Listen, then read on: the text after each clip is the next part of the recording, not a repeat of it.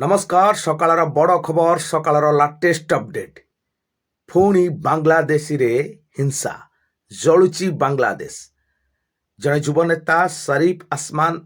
हादी मृत्यु पर हिंसा देखा मिली बांग्लादेश राजधानी ढाका रे एभली हिंसा देखा मिली आंदोलनकारी माने दुईटी प्रमुख संवादपत्र ऑफिस को जाली देइचंती एवं शेख हसीना विरोधी आंदोलनकारी माने फ्लाकार्ड धरी आंदोलन करिसंती।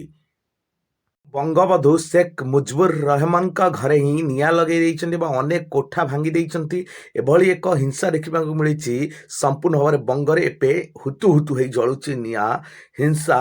प्रखर मात्रा बढ़ा लगी जड़े युव नेता सिंगापुर गुलीमाड़ होता एवं से मेडिकल ट्रिटमेंट होता अवस्था ही मृत्यु घटला पर तेजी थिला आंदोलन भयंकर परिस्थिति देखा मिलता। बांग्लादेश आंदोलनकारी माने कौन सी परिस्थिति को शुणा को नाराज थे नाकच कर सबू कथा को एवं फ्लाकार्ड धरी आंदोलन करते अनेक जगह निया लगे जनबसती अंचल को संपूर्ण भाव ठप कर यातायात दुई चकिया जान हो चार चकिया जान हो सबकि बंद होता है। परिस्थिति आहरी भयंकर हो देखा आग को केउं भली भाव में ए परिस्थिति उग्र रूप नौची ना शांत होची। एवं जदि देखिबा द्वितीय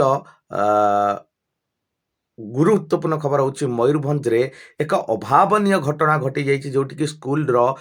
फलक पड़ी जड़े युवकर मृत्यु जड़े छात्र मृत्यु होती दुई जन अल्पके वर्ती जाइए केउ भली परिस्थिति एमती घटिला ताकू नहीं बड़ चर्चा। जिलार बड़मुंडू विद्यालय घटना ये केउं भली भाव में छुआ को एमती बेखातिर भाव में छड़ा जाइतिला एवं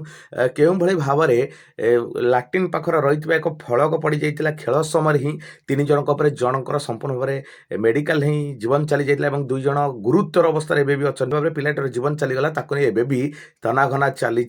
एवं फलक केउं भली भाव में काम होइतिला एते शीघ्र पड़गला ताकू नहीं बड़ प्रश्न। सकाळर ए दुईटी प्रमुख खबर लाटेस्ट खबर बड़ अपडेट।